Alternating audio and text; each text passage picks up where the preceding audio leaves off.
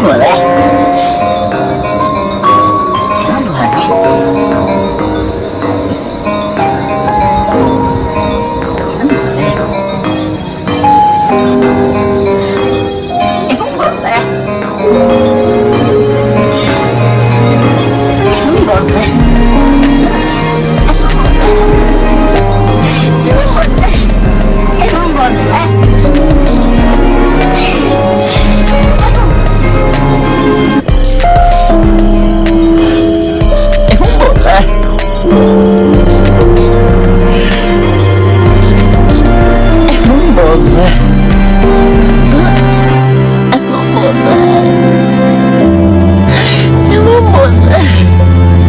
Emang boleh.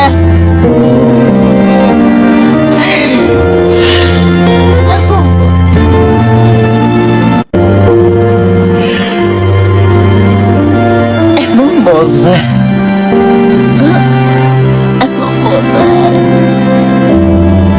Emang boleh. Emang boleh.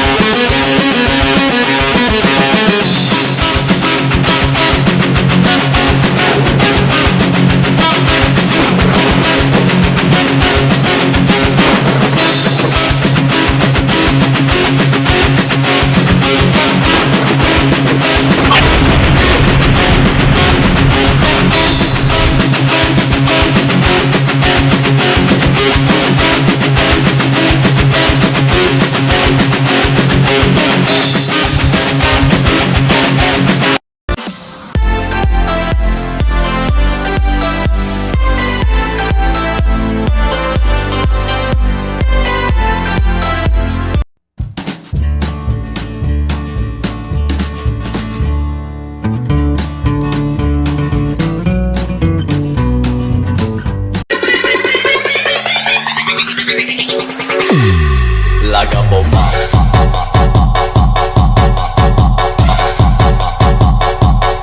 laga bomba, laga bomba,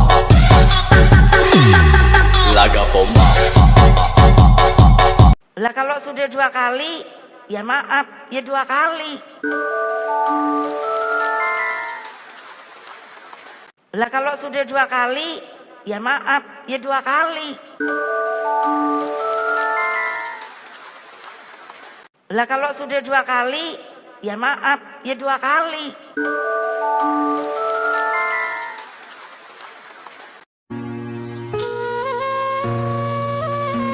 Awalnya Pak Jokowi mendukung saya dari awal, sampai dengan Rakernas beliau masih menunjukkan statement itu. Terus kemudian terakhir ada statement, oh sepertinya beliau menuju ruang netral. Saya kira itu kami hormati, kami mendukung semua, begitu.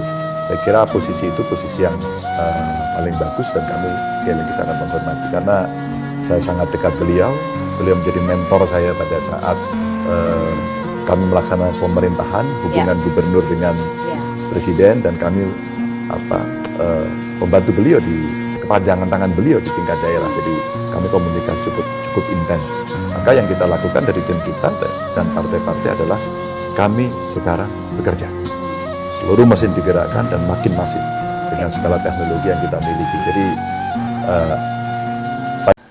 Assalamualaikum warahmatullahi wabarakatuh. Om Swastiastu, Namo Buddhaya, salam kebajikan, salam rahayu, selamat datang, selamat berjumpa lagi bersama Gus AA dalam channel Tanda Tanya Politik, semakin gila semakin asik. Jadi sudah jelas ya Bu, Bapak-bapak hadirin pemuda-pemudi sebangsa setanah air, Jokowi sudah berkhianat kepada PDIP, kepada Ibu Megawati, kepada Ganjar. Jadi bukan strategi, tapi ini adalah sebuah pengkhianatan.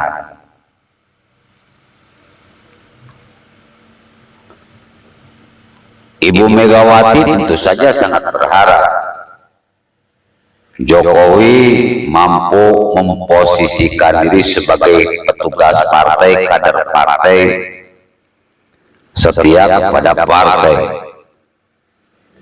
Begitu pula orang-orang PDIP pasti sangat berharap dukungan dari Pak Jokowi, karena PDIP punya target hat-trick di pemilu. Begitu pula dengan Ganjar, tentu saja sangat berharap dukungan dari Jokowi karena akan mempermudah dia jadi presiden. Tetapi harapan tinggal harapan. Jokowi bukannya mendukung, malah berkhianat. Dan ini fix dan ini clear. Semua perbuatan Jokowi selama ini cuma ngeprank. Dan di akhir-akhir ini semakin nyata pengkhianatan Jokowi kepada PDIP, kepada Megawati, kepada Ganjar itu sudah clear, semakin jelas, semakin terbukti. Apalagi ketika terjadi sebuah penurunan baliho Ganjar Mahfud di Bali dan juga penurunan bendera PDIP di Bali ketika Jokowi melakukan kunjungan ke Bali. Jadi di sini sudah semakin mempertegas dan memperjelas kalau Jokowi sudah bukan lagi PDIP. Jokowi sudah berperan sebagai pengkhianat, pembangkang, dan akan menghancurkan PDIP dan menjegal Ganjar untuk jadi presiden. Clear. Gak usah ngomong-ngomong strategi lagi. Ini pengkhianatan. Ini pengkhianatan Jokowi dan keluarga Jokowi.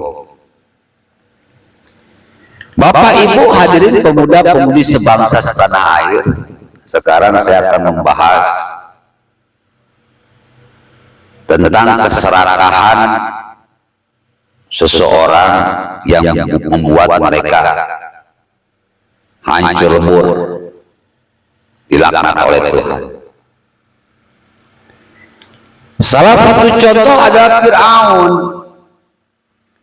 Fir'aun itu raja di raja, maharaja, dikagumi, disegani, dipuji-puji, dipuja-puja, ya seperti Jokowi sekarang, maharaja. Sehingga membuat Fir'aun ini buta mata, buta hati, lupa akan sejarahnya. Karena takut kekuasaannya berpindah, maka Fir'aun melakukan segala cara. Peramal terkemuka Fir'aun mengatakan bahwa Fir'aun akan kehilangan jabatan, Fir'aun akan tumbang. Rasa takut Fir'aun kehilangan jabatan membuat Fir'aun membunuh semua bayi yang terlahir saat itu dari golongan Yahudi. Karena kata penyihir akan terlahir seorang anak yang bisa menghancurkan Fir'aun, yang bisa mengambil alih kerajaan Fir'aun. Maka setiap anak yang terlahir dibunuh, anak-anak yang sudah lahir pun dibunuh, semua anak-anak dibunuh. Takut Fir'aun kehilangan kekuasaannya. Tapi Tuhan itu berkata lain, bro.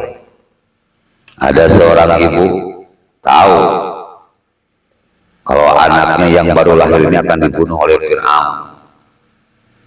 Lalu si bayi itu dengan keranjang bayi dialirkan di sungai Nil. Dengan kekuasaan Tuhan, keranjang bayi ini masuk ke kerajaan. Ketika istri Fir'aun sedang mandi, sedang berenang, tahu-tahu ada keranjang yang berisi bayi. Karena Fir'aun belum punya anak, istri Fir'aun belum punya anak, akhirnya anak tersebut, bayi tersebut diambil dan dijadikan anak angkat. Anak angkatnya ini semakin lama semakin membesar, Firaun semakin disayang. Ternyata yang mau menghancurkan kekuasaan Firaun ya anak angkatnya ini yang bernama Musa, Nabi Musa. Setelah Musa beranjak dewasa, Musa mulai berdakwah kepada ayah angkatnya, sehingga membuat Firaun marah. Dasar anak durhaka. Tapi Firaun tidak takut. Tetapi Musa tidak takut. Malah bertanding kesaktian dengan para pesirnya dan Musa menang. Firaun marah sehingga memerintahkan pasukan bala tentaranya untuk membunuh Firaun dan membunuh para pengikutnya, karena Musa takut Firaun akan mengambil alih kekuasaannya. Musa dan para pengikutnya berlari, melarikan diri, sehingga sampai di sebuah tempat di depan Laut Merah. Sudah tidak ada jalan, kelihatan dari jauh Firaun dengan bala tentaranya sedang mengejar. Akhirnya keajaiban pun terjadi, dipukulkanlah tongkat Nabi Musa pada sebuah batu, maka laut pun terbelah. Bergegas Musa dan pengikutnya menyeberangi lautan yang sudah terbelah ini. Ketika sudah sampai di ujung, Firaun baru sampai ke tengah dari lautan ini. Tiba-tiba lautannya tertutup, matilah Firaun. Apa yang kita ambil? Ya, orang-orang serakah itu pasti akan mati oleh keserakahannya. Orang-orang yang tamak itu pasti akan hancur oleh ketamakannya. Begitu pula dengan Jokowi yang serakah, yang tamak, yang pengen 3 periode, yang pengen membentuk dinasti kekuasaan. Dia pun akan sama, akan hancur oleh keserakahannya, akan hancur oleh ketamakannya. Boya hidup ini giliran dong. Udah 2 periode ya udah, jadilah pahlawan, jangan jadi pecundang. Jadilah pahlawan, jangan jadi pengkhianat. Entar nasib Jokowi dan keluarganya akan seperti Firaun, tenggelam oleh keserakahannya, tenggelam oleh ketamakannya, tenggelam oleh pengkhianatannya. Nauzubillah, tsumma nauzubillah. Assalamualaikum warahmatullahi wabarakatuh.